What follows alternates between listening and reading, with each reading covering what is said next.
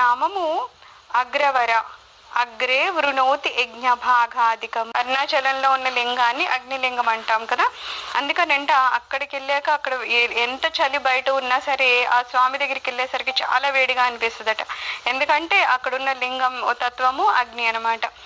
ఈ పేరు మదిలో తలంపుకు రాగానే మనసు భక్తి భావంతో ఉప్పొంగిపోతుంది. ఈ పవిత్ర పుణ్యక్షేత్రంలో గిరి ప్రదక్షిణము ఆధ్యాత్మిక లోకంలో ఓలలాడిస్తూ ఉంటుంది. ప్రతి ఏటా కార్తీక మాసంలో జరిగే కార్తీక దీపోత్సవము అణువణువున శివ తేజంతో నింపి భక్తులను పులికింప చేస్తుంది. అంతేనా, అరుణాచలం అనగానే రమణ మహర్షి గుర్తుకు వచ్చే ఆధ్యాత్మిక కేంద్రము తిరువణ్ణామలై.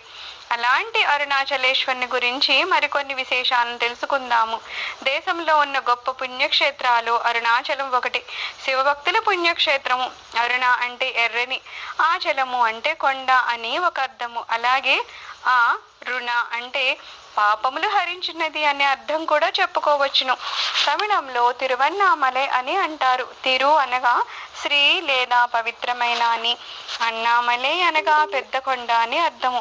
ఇక్కడ కొలువై ఉన్న శివుడిని స్మరిస్తే చాలు పుణ్యం వస్తుందని భక్తుల ప్రగాఢ విశ్వాసం. పురాణాలలో కూడా ఈ ఆలయ ప్రస్తావన ప్రముఖంగా కనిపిస్తుంది. స్కంద పురాణంలోని మహేశ్వర కాండంలో వేదవ్యాసుడు అరుణాచలం గొప్పతనం గురించి వర్ణించాడు. అరుణాచలేశ్వర ఆలయాన్ని శివాజ్ఞతో విశ్వకర్మ నిర్మించారని, ఆలయం చుట్టూ అరుణ అనే పురము నిర్మించబడిందని పురాణాలు చెప్తున్నాయి.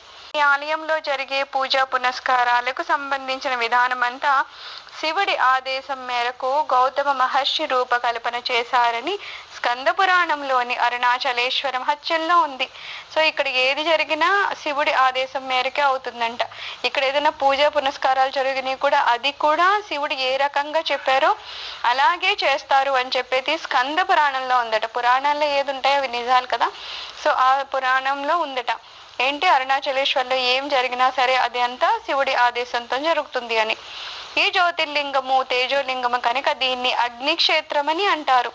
ఈ ఆలయాన్ని తమిళ సామ్రాజ్యాన్ని పాలించిన చోళ మహారాజులు 9-10 శతాబ్దాల మధ్య నిర్మించారని చోళరాజుల శాసనాలు చెబుతున్నాయి. తిరువణ్ణామలై పల్లవులు, చోళులు, విజయనగర రాజులు, కన్నడ రాజులు, టిప్పు సుల్తాను, ఆ తర్వాత బ్రిటిష్ పాలకులు ఏలుబడిలో ఉండేది. ఈ ఆలయానికి ఉండే ఒక్కో రాజగోపురం చూడ్డానికి 2 నేత్రాలు చాలవు. వీటిని పోటీ పడి మరీ నిర్మించారా అనిపిస్తూ ఉంటుంది. 4 దిక్కుల 4 రాజగోపురాలు ఉంటాయి. ఈ దేవాలయం మొత్తము 25 ఎకరాల విస్తీర్ణంలో ఉంటుంది. పురాణాల్లో పేర్కొన్నట్లుగా పంచభూతాలను సూచించే పంచభూత స్థలాలలో అరుణాచలం ఒకటి. అన్నామలేశ్వరుడు అంటే అగ్ని కనుక దీనిని తేజోక్షేత్రంగా పిలుస్తారు.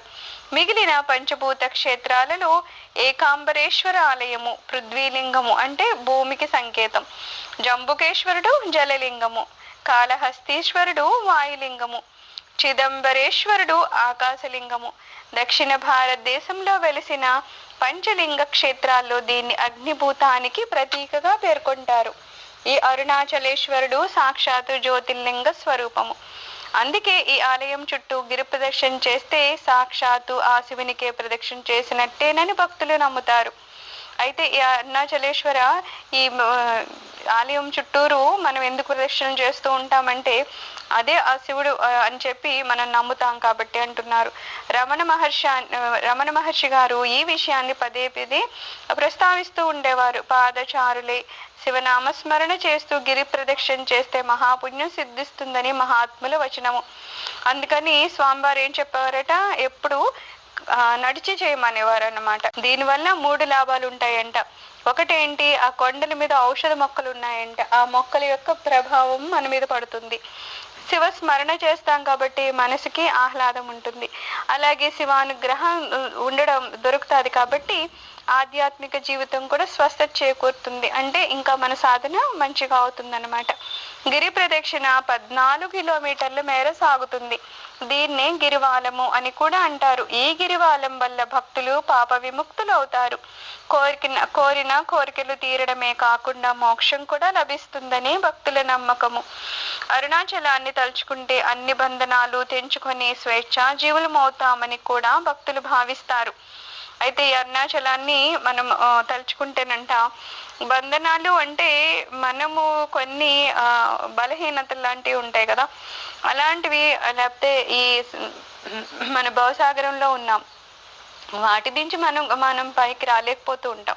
అలాంటి టైంలో ఈ అరుణాచలం దగ్గరికి వెళ్ళి ఆ స్వామివారిని తలుచుకుంటేనంట అలాంటి వాటి నుంచి మనల్ని బంధనాలను తెంచి స్వేచ్ఛా జీవులు అయ్యేటట్లు చేస్తారట. అందుకే రమణ మహర్షి ఈ ప్రాంతాన్ని హార్ట్ ఆఫ్ ఎర్త్ అంటే భూమికి హృదయంగా అభివర్ణించారు. స్కాంద పురాణంలో అన్నిటికంటే గొప్ప పుణ్యక్షేత్రంగా ఈ ఆలయాన్ని పేర్కొన్నారు. అరుణాచలేశ్వర్తో పాటు ఎన్నో ఆశ్రమాలకు నెలవైన తిరువన్నామలై శాశ్వతమైన శాంతిని ఒసగే ప్రశాంత భూమిగా పేరు గడించింది. ఇక్కడ శివుణ్ణి దక్షిణామూర్తి అని పిలుస్తారు. ఈ ఆలయంలో పరమేశ్వరుడు అగ్నిలింగాకారంలో భక్తులకు దర్శనమిస్తాడు. అరుణాచలేశ్వరుడు కొలువై ఉన్న కొండ ఎత్తు 2669 అడుగులు. పచ్చడి చెట్లతో చుట్టూతా కొండలతో అణువణువున ప్రకృతి అందాలు కనిపిస్తూ ఉంటాయి. ఈ అరుణాచల కొండకు కృతయుగంలో అగ్నికొండ అని, త్రేతాయుగంలో బంగారు కొండ అని, ద్వాపర యుగంలో తామ్రకొండ అని, కలియుగంలో రాతికొండ అని పేర్లు ఉన్నట్లు పురాణాల ద్వారా తెలుస్తున్నాయి. ఈ కొండని తేజోలింగము లేకపోతే జ్యోతిర్లింగం అని కూడా అంటారు. కొండ చుట్టూ 8 లింగాలు ఉంటాయి. 8 నందులు, 350కి పైగా చెరువులు, మరెన్నో మండపాలు ఉన్నాయి. 8 లింగాలు అంటే ఇంద్రలింగము, అగ్నిలింగము, యమలింగము, నైరుతి లింగము, వరుణలింగము, వాయులింగము, కుబేరలింగము. ఈ లింగంపై ప్రజలు నాణాలు వేస్తారు. ఈశాన్య లింగము అనే పేర్లు ఉన్నాయి. అందుకని ఇక్కడ ఈ స్వామివారిని ఏమంటాము? అగ్రవరాయ అంటామంట.